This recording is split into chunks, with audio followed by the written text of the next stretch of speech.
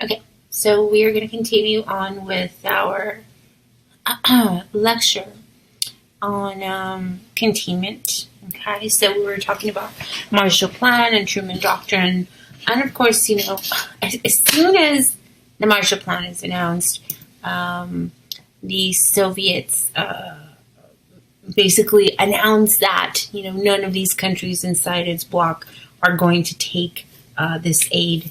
And so we'll talk more about that later in the Warsaw Pact and NATO, when lines become hardened, I guess you could say.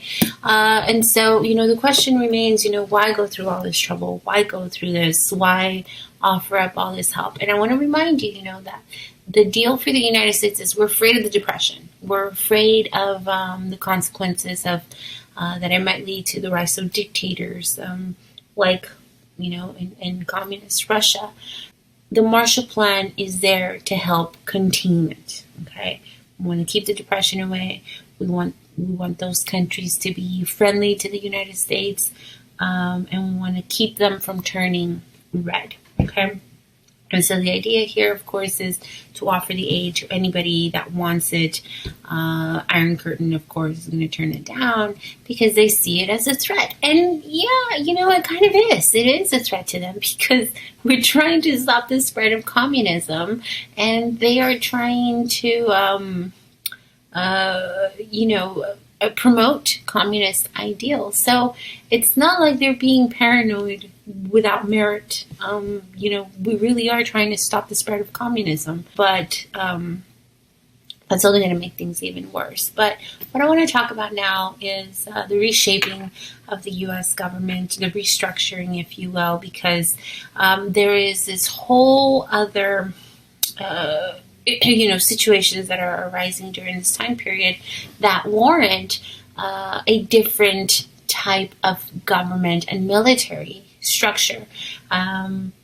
There's all kinds of defense needs that we need to fulfill. And so in 1947, the government is going to pass a National Security Act, which is going to do several things. It basically creates a separate entity for the United States that's going to deal with these challenges.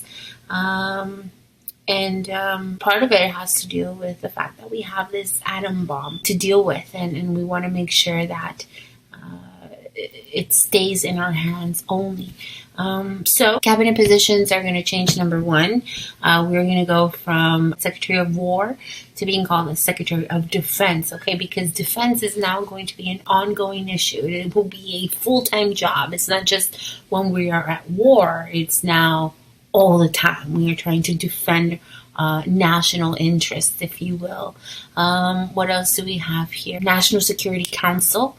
It is there to as a set of advisors to the president that advise him all kinds of different national security issues. It will also, this National Security Act is going to establish the CIA, which is, of course, the Central Intelligence Agency, and they are going to create a series of spy networks in charge of covert operations throughout the Cold War and beyond. Okay, so they're in charge of intelligence, and you see here they are, Truman is signing that National Security Act, and the idea for all of this is, we're changing the way that the government deals with these threats, deals with national security issues. And that's the thing. It's like national security issues. It's kind of a new thing because the environment has changed after World War II. Containment will be a full-time gig. And so that's kind of what we're talking about. Now, also coincidentally, the Pentagon is going to be built around this time. So that, of course, becomes a symbol of our national defense. But it's going to have these long-lasting effects. Okay, let's talk about the blockade of Berlin, because this one takes place between April 1948 and May 1949. Now, I want to remind you, think back to when Germany was divided. Remember, they talked about this, I believe it was at Yalta, And so they're kind of preparing for the post World War II world. What's going to happen once Germany is defeated? And so they talk about dividing it and having the countries work as a coalition, to secure the area, right? But remember that the Soviets had an area there here in East Berlin, right? The idea was that Germany would be divided, but after a certain amount of time, that it would be reunited. But that's the thing, right? If you remember, the Soviet Union believed that part of what would bring, in their eyes, what would bring stability and security to the region is not a united Germany, but a divided one. And so even though the plan is to divide up Germany after World War II, the idea is that Great Britain, France, and the USA are going to withdraw their forces. All of them, including the Soviets, are going to withdraw their forces out of there, reunite, and in fact, they believe that that reunification will bring stability and security to the region. But again, that's not what the Soviets believe. The Soviets are supposed to get out of there, but they respond by essentially holding Berlin hostage. They don't want to give up their chunk of Germany.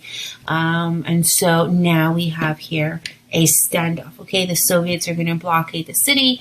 Nothing can get in, nothing can get out. And so the United States responds to this because it's our first major confrontation. Up until now, it's just been a bunch of talk, right? And when the Soviets blockade Berlin, think about this. They cut off water. They cut off access to the highway. Essentially nothing or no one can get in or out. No food, no railroad traffic, nothing. And so what is the United States going to do about this? I mean, we're not just going to let the Soviets get away with it. So the United States is going to respond by having an airlift, essentially, sending planes in and out of there.